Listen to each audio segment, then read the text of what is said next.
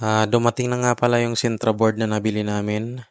Ah, Mas okay 'to, matigas at, matibay kumpara nung una. Naubusan na kasi kami kaya bumili kami nito. Bagong supplier namin. Mas okay siya. Tsaka naka-cut na siya ng, A3 size. Nung una kasi, buong ano, 4x8, parang hardiplex kalaki.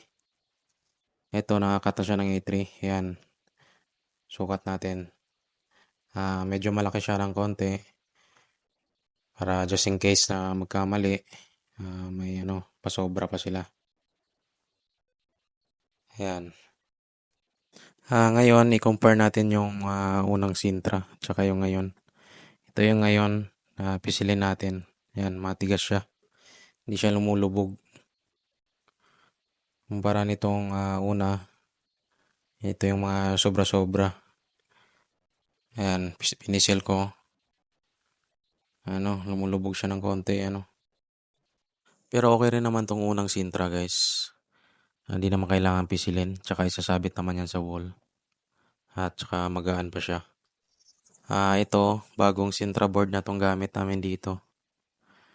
Ah, Medyo mabigat nga lang tong, bago ng konti. Compare mo ditong una, magaan siya.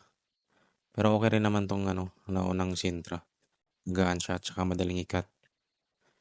Nag-upgrade lang talaga kami ng ano, bagong Sintra. Hanggang dito na lang tayo guys. Thank you for watching.